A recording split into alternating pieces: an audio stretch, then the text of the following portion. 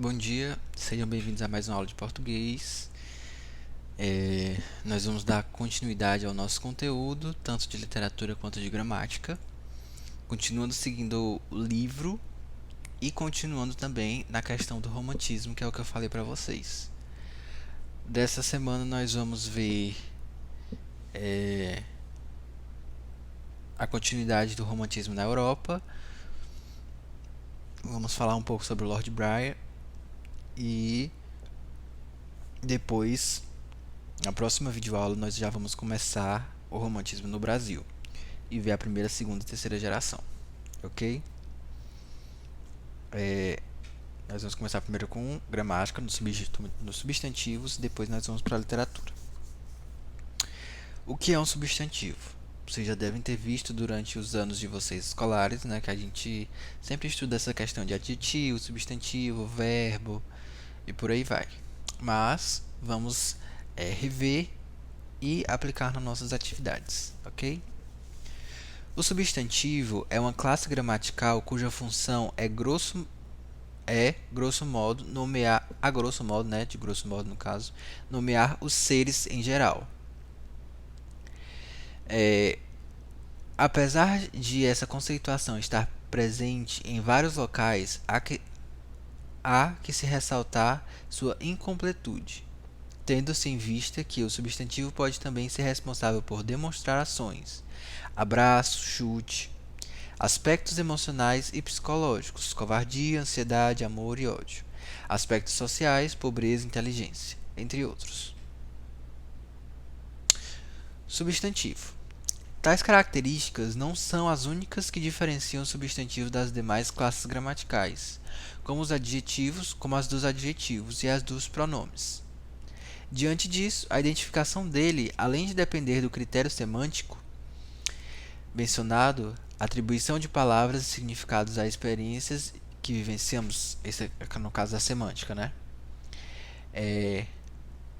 Requer a observação do critério morfológico, ou seja, das formas e processos de construção comuns dos termos substantivos. O do sintático, isso é, relacionado à posição e combinação dessas palavras dentro de uma oração ou frase. Ou seja, tudo isso que está sendo dito é que, quando você vai construir uma frase, você tem as questões morfológicas, que é a ordem das palavras, como formar aquela frase. Você tem a questão semântica, que é a questão do significado das palavras, o que você está querendo se expressar na sua frase. E nós temos também a questão sintática, que é a posição, a junção de um adjetivo com um substantivo, com um verbo, para dar aquele conjunto que vai formar uma frase correta e coerente, uma frase que você vai falar e não vai estar nada errado.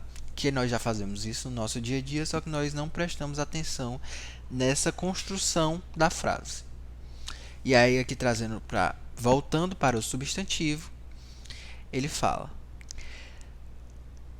Ele, no caso, eu, né? Enfim.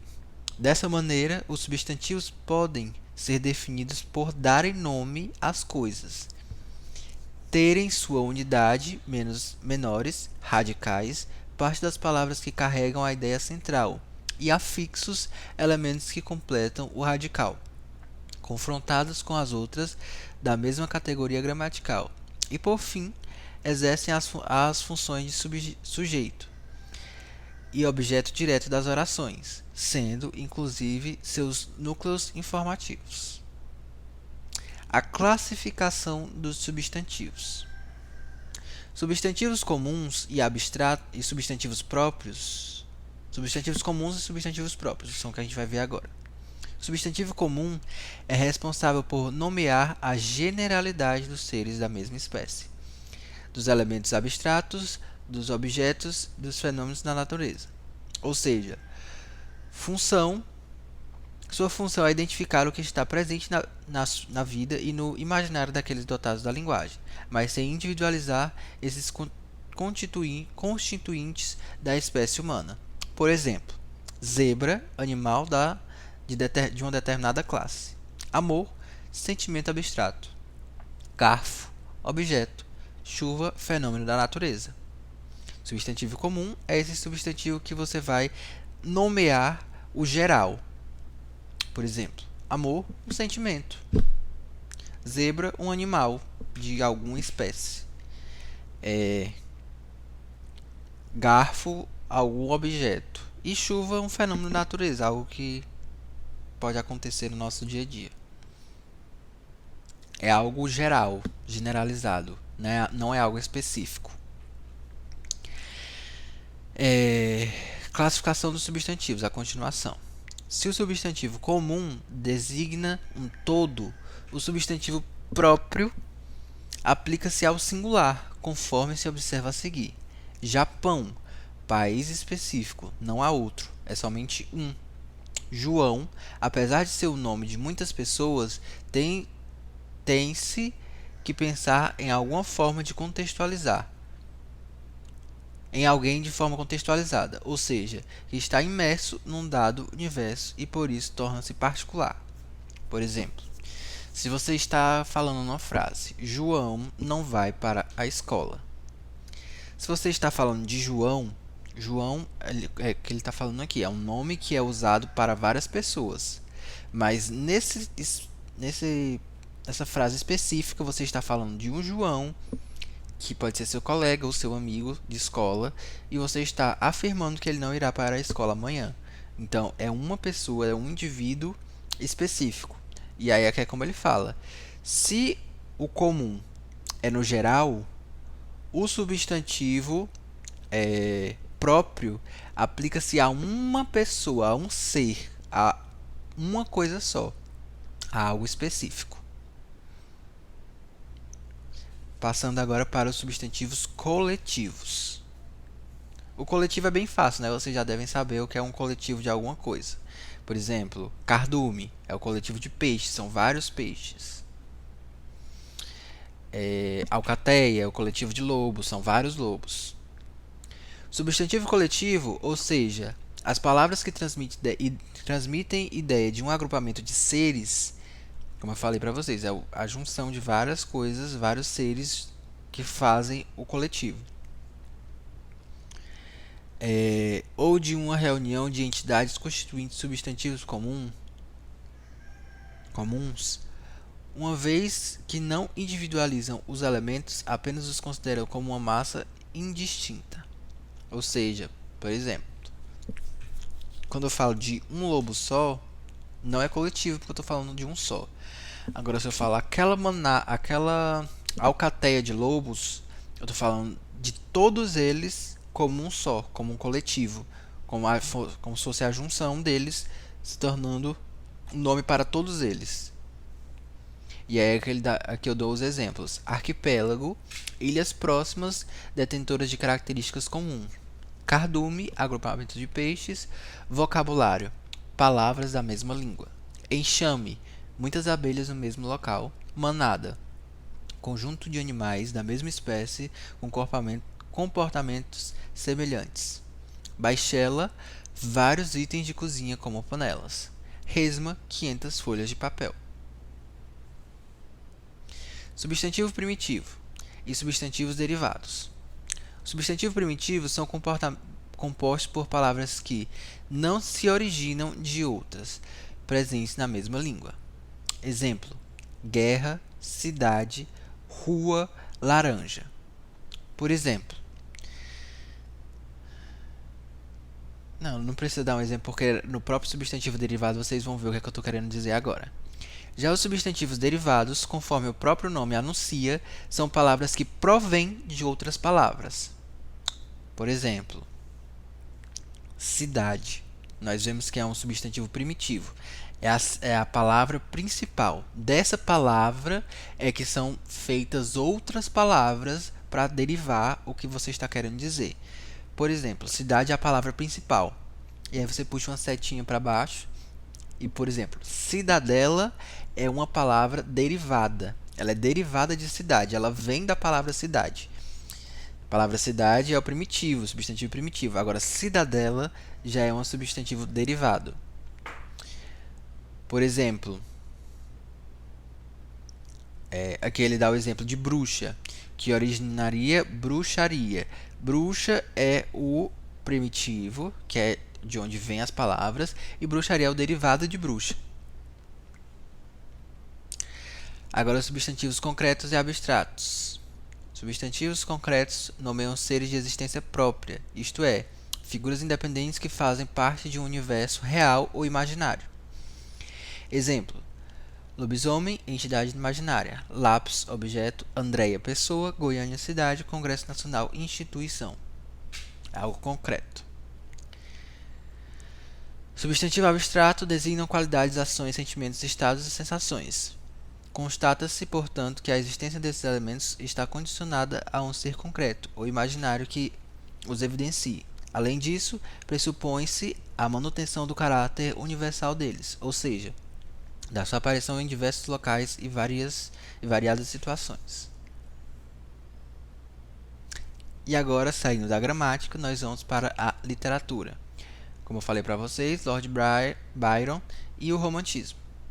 Inclusive, a atividade de vocês vai ser sobre essa questão do romantismo. Vão ter 3 páginas que vão ser relacionadas a isso. Mas são só 4 questões, eu acho. 4 ou 5 questões no total para fazer.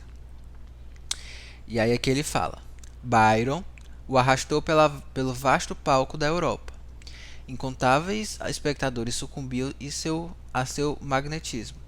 Os ecos do byronismo, e aí aqui tem o romantismo, o Lord Byron ele faz parte dessa questão do romantismo, e do romantismo ele criou, a partir dele, né, foi criado o byronismo, que vem dele e das ideias dele sobre o romantismo.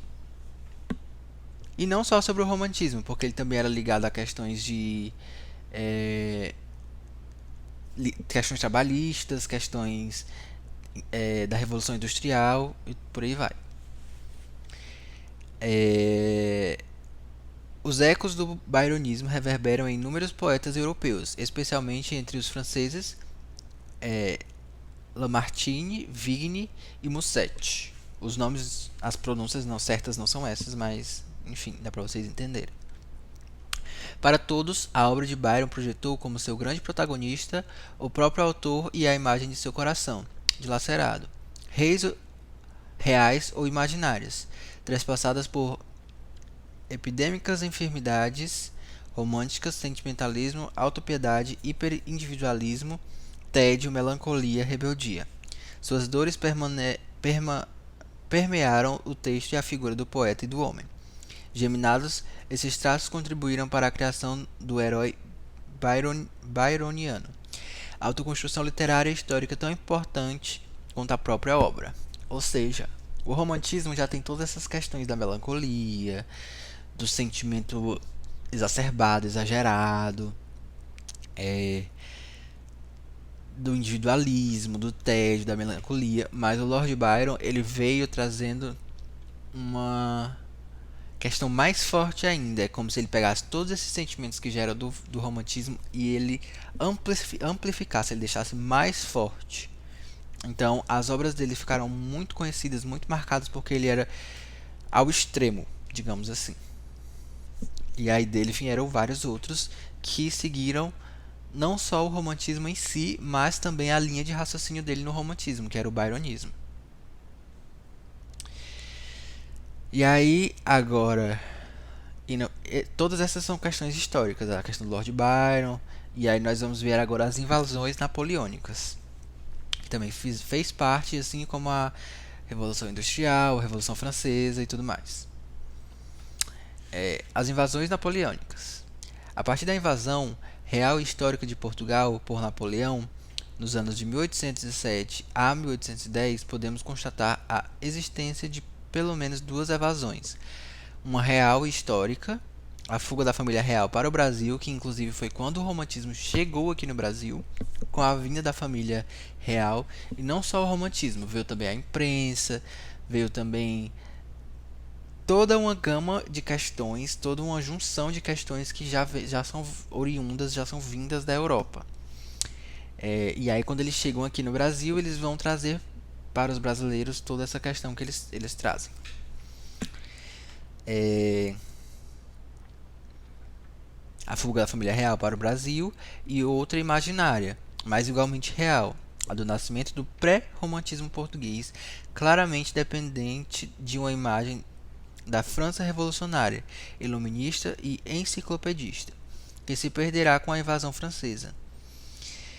Em consequência, surge uma francofobia generalizada até a Revolução Liberal de 1820. A partir daí, é antes a imagem idealizada da Inglaterra que cresce e cujas grandes obras começam a ser traduzidas, tendo frequentemente por original, como por ironia, as traduções francesas. E aí, como eu falei para vocês, veio toda essa questão do Lord Byron, vieram as revoluções napoleônicas e já logo em seguida veio a Revolução Francesa. E aí, como eu também já falei para vocês na aula passada, esses movimentos ficam mais fortes, ficam mais frequentes com todas essas questões, porque são questões muito tristes, mas são questões muito ligadas à nacionalidade, são questões muito ligadas a pensamentos políticos e pensamentos românticos também, porque muitos iam para a guerra e o romantismo foi muito grande, foi muito vasto por todas essas questões que aconteceram, por todas essas invasões, por todas essas revoluções. E aí nós vamos encerrar nas invasões napoleônicas. E aí quando vocês forem ver os textos, vocês vão ver que vão ter toda essa questão do Lord Byron. Vai ter um texto dele que são Os Homens e as Máquinas. Vocês vão ler esse texto para poder responder as questões. Vai ter algumas questões sobre as invasões napoleônicas, independência do Brasil. E aí são questões de escrever. E aí vocês leiam esse texto que eu estou falando para vocês, que eu vou colocar nos grupos também, a página dos textos. E vai ficar fácil de vocês fazerem a atividade de vocês. Qualquer dúvida, vocês me procuram pelo WhatsApp ou na nossa aula pelo Meet. Até a próxima aula.